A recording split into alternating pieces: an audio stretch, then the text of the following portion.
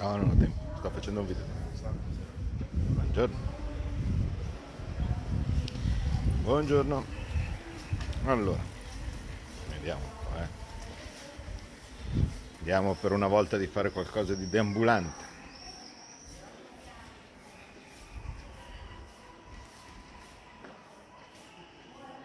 31. Vediamo un po', va. Perché purtroppo, essendo che ho solo il telefonino, non posso mettere il post su Twitter relativo. Vabbè, comunque dai, siamo già oltre 100, quindi direi che si può anche fare. Va bene, allora, niente, oggi vi porto in Parlamento, almeno all'ingresso del Parlamento, perché si sta votando il DEF. E intanto vi racconto normalmente come funziona. Eh, allora, votazioni, che siano leggi, che siano DEF o cose di questo tipo, hanno sempre più o meno lo stesso schema. Prima passano in commissione e voi avete visto i lavori in commissione di stamattina, ieri e così via. No? Il DEF sono un po' particolari perché ovviamente non si emenda. Cioè, normalmente una legge in commissione tu la puoi emendare, puoi cambiare, così questo tipo. Il DEF, come vi avevo spiegato, è un documento, lo prendi così com'è e pace. Eh, Poi va votato. Normalmente cosa succede? C'è una discussione generale. Discussione generale cosa significa? Significa praticamente che c'è un tempo, tipo 2 ore ripartito per i gruppi, dove ognuno lascia detto o dice in aula quello che ritiene sia giusto dire in merito alla cosa di cui si sta trattando. Normalmente l'aula non è molto piena durante la discussione generale perché non ci sono voti, quindi in un'aula un po' vuotella si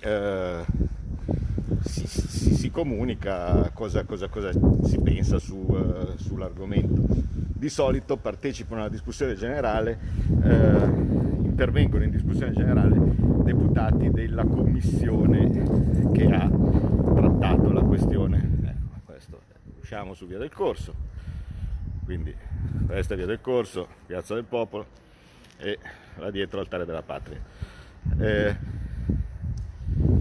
Ora, no, beh, la discussione generale difficilmente dura tantissimo, sono tipo 2 ore o qualcosa del genere, 3, in cui si dicono per dire, per noi hanno partecipato e sono intervenute in discussione generale sul DEF 3 brave nostre deputate, donne, perché la Lega, no, sempre quel partito maschilista e cose di questo tipo. Intanto abbiamo un sacco di donne molto brave, quindi sono intervenute la Maura Tomasi di Ferrara, la Vanessa Cattoi di Trento e la Vania Gava dal Friuli. E a questo punto, una volta finita la discussione generale, c'è la dichiarazione di voto. La dichiarazione di voto, sì, è deserta, certo. Di solito qua non si passa, no, per lo shopping, invece Via del Corso, come vedete, è così. Abbastanza impressionante, lo so. La dichiarazione di voto è normalmente il discorso più interessante che c'è, o quantomeno più importante che c'è nel provvedimento, perché normalmente l'aula è piena quando funziona in condizioni normali, perché appunto alla fine delle dichiarazioni di voto c'è la votazione, quindi tutti devono essere lì pronti. Per noi sul DEF la dichiarazione di voto quest'anno la fa Garavaglia. Se vi ricordate, io credo di averne fatte 5 o 6 di dichiarazioni di voto, qualcosa del genere, in passato, sia su DEF sia su NADEF, dove più o meno mi si appannano gli occhiali, dove più o meno ho detto sempre le stesse cose, cioè vale a dire che per me il DEF, in quanto previsioni economiche legate a cose che interessano l'Unione Europea, è una roba che lascia assolutamente il tempo che trova. Grandissimo, grande De Martini. Aspetta, fatti vedere. Onorevole... Finalmente si muove qualcosa. Beh, onorevole De Martini dalla Sardegna, sovranista al 100%, più da tenerlo buono da quanto è sovranista, ecco, mettiamola così. Qui siamo già arrivati al Parlamento, vedete, quello lì, questo è il Parlamento dietro. Noi di solito lo si vede di fronte, dove c'è l'obelisco e cose di questo tipo, ma normalmente si entra dal dietro, o quantomeno dal di fianco. Comunque, se volete magari possiamo passare di mezzo, vediamo se ci fanno passare, perché allora, di fianco al Parlamento, aspetta, la faccio vedere, questo è il Parlamento con diciamo parte dietro, di fianco qua c'è Palazzo Chigi, quindi c'è un passaggio c'è un passaggio fra Parlamento e Palazzo Chigi da cui si entra. Infatti guarda, passo da qua, va? Così almeno vi faccio proprio vedere tutto, perché normalmente si può entrare da via della Missione, ma va bene così. Quindi da qui, vedete, questo è parcheggio interno di Palazzo Chigi, là dentro c'è il cortile interno di Palazzo Chigi e quindi entro da qua. Come vi dico adesso, oggi lo fa Garavaglia,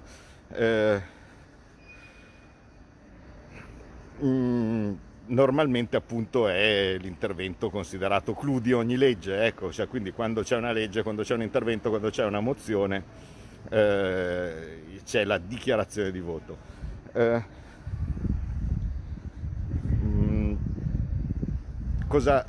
Come normalmente funziona? Di solito funziona che alla fine della dichiarazione di voto ovviamente c'è la votazione ai posti. Adesso no, adesso no, perché bisogna votare in sicurezza. E allora, dato che non c'è più, saltati tutti i possibili accordi della volta scorsa, vedete, guarda qua è il passaggio fra Palazzo Chigi, che è questo qui, e il Parlamento, che è questo qua. Si arriva su Piazza Colonna, dove sono appostati poi i giornalisti, quelli di Sky e cose di questo tipo, e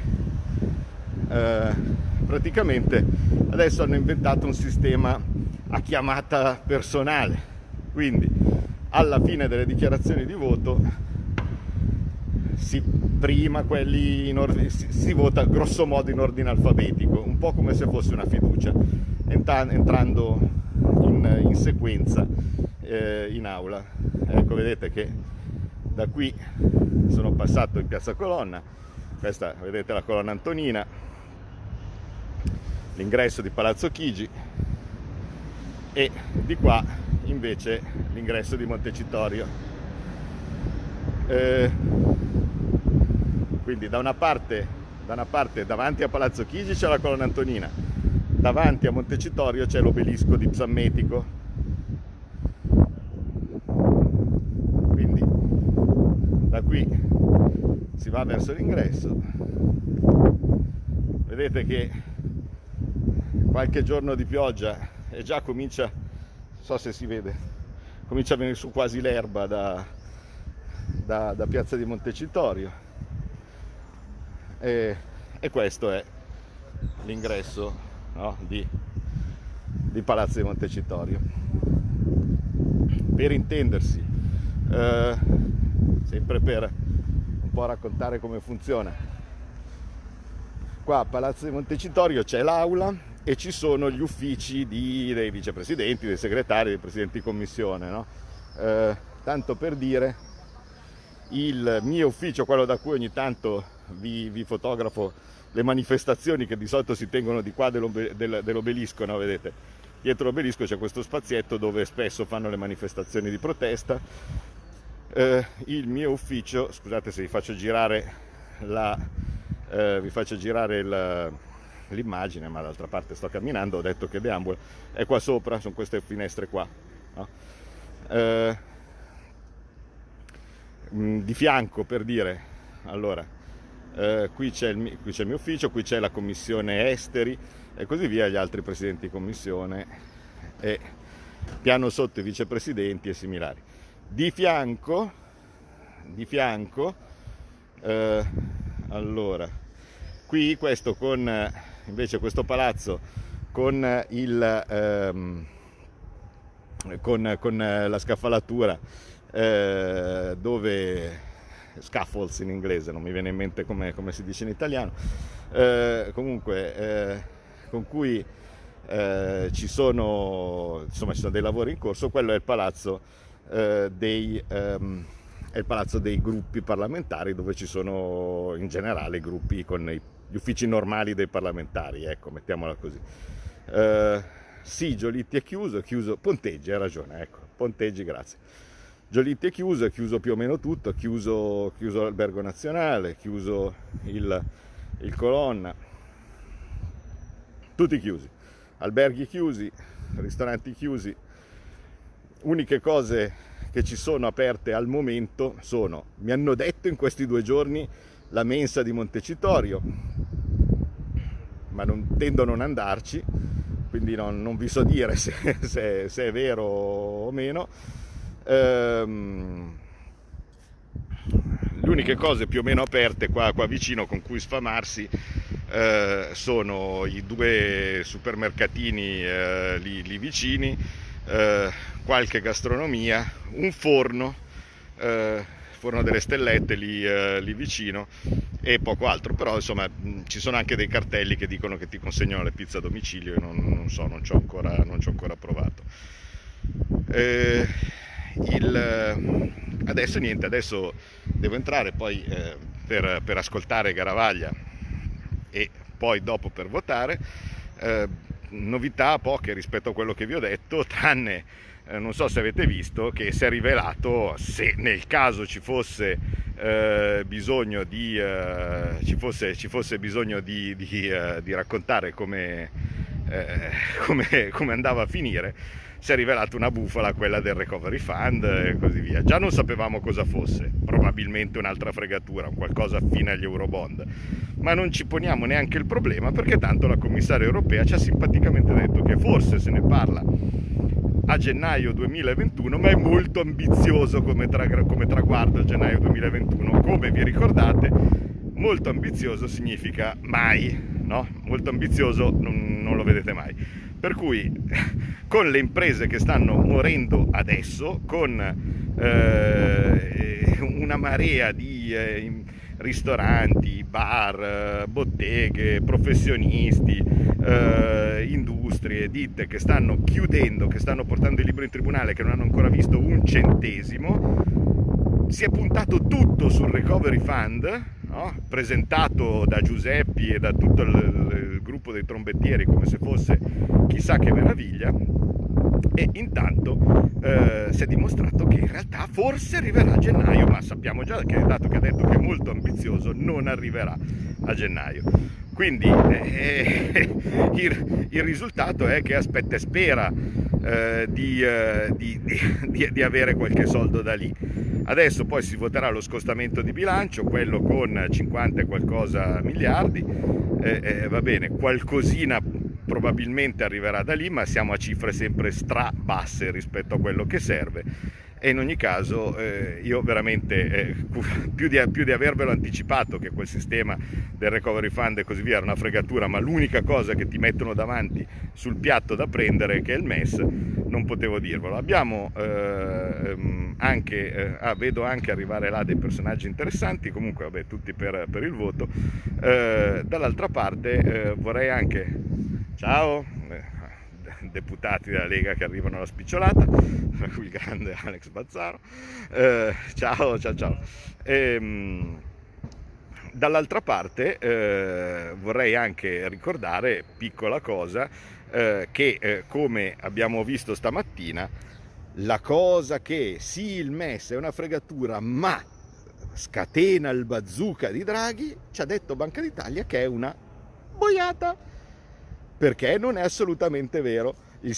Lo strumento OMT quello che è il famoso, gli acquisti illimitati con cui tutti ci hanno fatto una testa così, che dicendo bisognava, Renzi, Marattin e compagnia bella. Peraltro su domanda di Marattin, Banca d'Italia ha dato la risposta che lui non voleva sentirsi dire, vale a dire che non è lo strumento adatto per questo tipo di situazione, perché per questo tipo di situazione, che è uno shock simmetrico, l'OMT non va bene e basta il loro programma d'acquisti. Quindi, essendo che basta il loro programma d'acquisti, che si usi quello. Evitiamo di romperci le balle ancora con il MES, stiamo fermandolo, avete visto, con tutte le maniere. Anche oggi uno dice sì, va bene, che cosa si fa? Bene, anche l'audizione di oggi è servita a smontare un po' di balle, perché se l'argomento era che bisognava utilizzare il MES perché sì, ok, il MES d'accordo, ma ti spalancava il bazooka di Draghi, abbiamo saputo che in realtà non è così.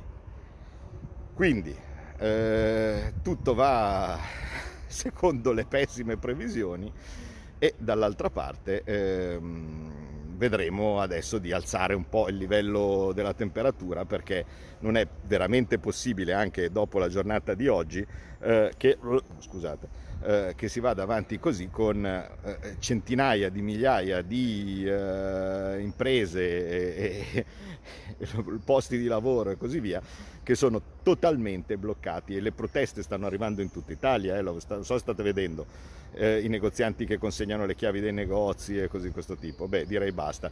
E dall'altra parte cercano di bloccare con il terrorismo, cioè dicendo che ci saranno 400.000 persone in terapia intensiva se si molla qualcosa. Ma scusate un secondo, se ce ne sono state al massimo 4.000 quando non si sapeva niente, quando eravamo tutti ad abbracciarci, baciarci e cose di questo tipo, beh, scusate, adesso che c'è la gente che ha paura anche a toccarsi da lontano, tranne quando c'è un assembramento intorno a Giuseppi, vi sembra plausibile che si vada a 400.000 posti in terapia intensiva, che peraltro è una cosa assolutamente ridicola da dire, perché, come vi ho detto, ce ne sono 80.000 in tutta Europa. Quindi presumibilmente ci fermeremmo prima, ecco, se si andasse a riempire le terapie intensive in questa maniera. Quindi adesso vado ad applaudire Massimo Garavaglia, che sicuramente ci rappresenterà al meglio su questo DEF, e poi ricordate che domani arriva Conte in aula e potrebbe essere che gli risponda io. Saluti, ciao, grazie.